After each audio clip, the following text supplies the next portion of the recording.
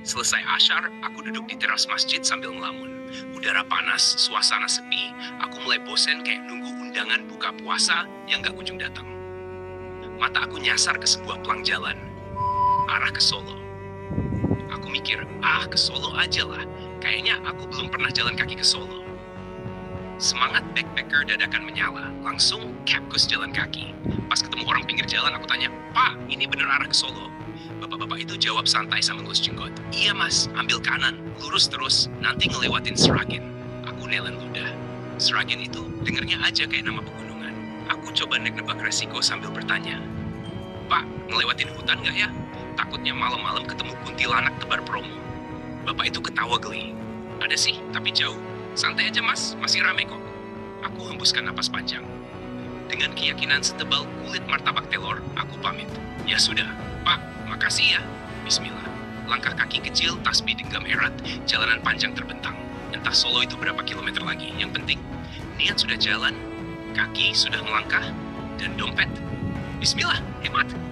Setelah sekian lama diam, aku lanjutkan lagi perjalanan. Menyusuri jalanan kota Ngawi yang ramai. Sejak kemarin sore, aku memang berhenti berjalan. Jadi begitu mulai lagi, badan ini rasanya benar-benar remuk, capek yang menumpuk, ditambah kaki kiriku yang masih terasa sakit. Telapak bagian depan masih ada duri kecil yang nyangkut. Sudah berkali-kali ku coba ambil, tapi tetap saja sulit. Rasanya kayak duri itu tahu kalau aku lagi males ribut. Aku terus berjalan sambil sesekali memperhatikan sekitar, mencari-cari makanan di tempat sampah untuk buka puasa nanti. Waktu terus berlalu, hingga akhirnya menjelang maghrib, aku hanya menemukan satu bungkus kecil kedelai di terminal Ngawi. Yah, lumayan, daripada kosong. Di jalan sempat ketemu Banci di lampu merah. Ia menatapku dengan pandangan aneh, tapi aku memilih cuek. Fokusku cuma satu, bertahan sampai maghrib. Akhirnya aku sampai di sebuah masjid yang bernama Masjid Baitus Salam. Kalau mau, masjid ini bisa dicek di Google Maps. Di situ ada galon air yang disediakan untuk umum. Aku langsung mengambil air minum, lalu berbuka dengan satu bungkus kecil kedelai itu. Rasanya sederhana, tapi nikmat luar biasa. Setelah salat maghrib, aku duduk wiridan di teras samping masjid. Udara sore itu mulai sejuk, terasa nyaman setelah seharian berjalan. Saat sedang wirid, tiba-tiba ada seorang bapak-bapak mendekatiku. "Assalamualaikum, dari mana mas?" sapa bapak itu. "Waalaikumsalam, dari Tuban pak," jawabku sambil tersenyum. "Musafir ya? Soalnya di masjid ini memang banyak musafir yang mampir," kata beliau. "Iya pak. Oh iya maaf, tadi saya minum air dari galon itu," kataku agak sungkan. "Gak apa-apa mas, memang untuk umum," jawab bapaknya santai. "Sudah berapa lama jalan?" "Baru beberapa hari ini saja, pak," jawabku. Bapak itu lalu bercerita, dulu ada juga musafir yang mampir di sini sejak sekitar tahun 1999, sampai sekarang belum pulang. Aku kaget mendengarnya. "Wah, lama juga ya pak. Kalau saya cuma dijatah 21 hari saja. Setelah itu bisa lanjut ke tingkatan berikutnya," jelasku. Bapak itu tersenyum dan menambahkan, "Kalau yang dulu itu keliling Jawa, mas. Nggak tentu, kadang di sini, kadang di tempat lain." Kemudian beliau bertanya lagi, "Masnya mau nginep di sini?" Aku menggeleng pelan. "Enggak, pak. Nggak diperbolehkan tidur di masjid." Namun bapak itu menjawab ramah, "Kalau di sini mah, nggak apa-apa, mas. Biasanya musafir tidur di sini kok, sudah biasa." Aku hanya bisa tersenyum kecil sambil berkata, "Makasih pak." Malam itu terasa damai. Meski badan pegal, kaki nyeri, dan perut cuma diisi air dan kedelai, tetap saja ada rasa syukur yang hangat memenuhi hatiku. Setelah ngobrol cukup lama dengan bapak tadi sampai waktu Isya, aku kembali ke teras samping masjid. Duduk di pojokan, lanjut wiridan lagi seperti biasa. Baru saja wirid sebentar, tiba-tiba ada seorang kakek-kakek menghampiriku. Senyumnya ramah, tubuhnya kecil tapi kelihatan segar. Kami ngobrol dan pembicaraannya hampir sama dengan bapak sebelumnya, seputar perjalanan musafir.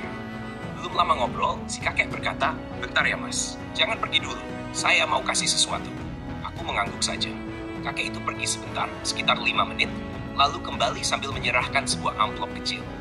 "Ini aku kasih, tapi jangan buat beli rokok ya," katanya sambil terkekeh. Aku menerimanya sambil berkata, "Makasih mbah." Kakek itu lalu bercerita, "Saya ini umur 65 tahun mas, tapi masih kelihatan seger kan?" Hehe. Aku pun ikut tersenyum. "Memang sih, badannya kelihatan sehat dan bugar." "Wah, iya mbah, masih kelihatan seger banget. Saya malah heran," jawab. Kakek itu lanjut, "Dulu saya juga perokok, tapi itu waktu masih muda. Sekarang sudah tobat. Hehe, ya sudah, mbah, pamit dulu ya." Aku menjawab, "Iya mbah." terima kasih banyak, sambil diam-diam mendoakan semoga kebaikannya dibalas berlipat. Aku memang saat itu bukan perokok. Tapi lucunya saat menulis kisah ini, aku sudah jadi perokok berat. Ada alasannya tentu. Mungkin akan kuceritakan nanti setelah after ngedan. Aku membuka amplop itu. Di dalamnya ada uang 20.000. Perut terasa lapar dan di pinggir jalan depan masjid kulihat ada angkringan. Waduh, godaan berat. Tapi aku teringat pesan temanku. Kalau dapat uang dari sedekah atau hadiah, mending cepat-cepat masukkan ke kotak amal masjid. Daripada nanti bisikan godaannya makin keras. Tanpa mikir lama, aku langsung masukkan uang itu ke kotak amal. Lalu aku lanjutkan perjalanan lagi.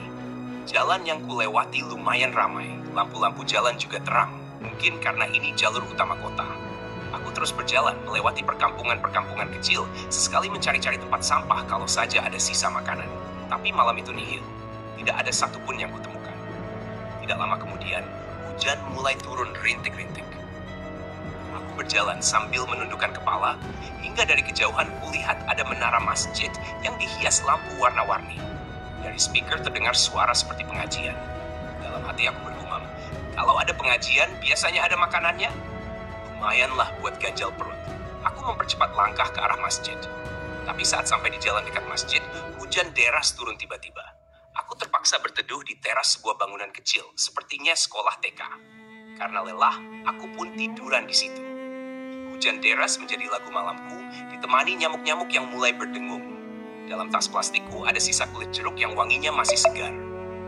Aku memeras kulit jeruk itu, lalu mengusapkannya ke tangan dan kaki, sekadar mengusir bau badan dan nyamuk. Akhirnya, aku tertidur di bawah guyuran suara hujan. Saat bangun, suasana sudah sepi. Masjid yang tadi ramai pengajian kini sunyi. Aku mendekat mencari-cari tumpukan nasi bungkus bekas acara. Alhamdulillah, kutemukan satu bungkus yang masih bagus. Kulihat jam di dinding masjid, menunjukkan pukul 12.45 dini hari. Aku wudu, lalu sholat malam dan berzikir hingga masuk waktu subuh. Malam panjang itu kujalani dengan rasa syukur yang sulit kuungkapkan. Di tengah kelelahan, kelaparan, dan kesendirian, tetap saja ada nikmat Allah yang tersembunyi.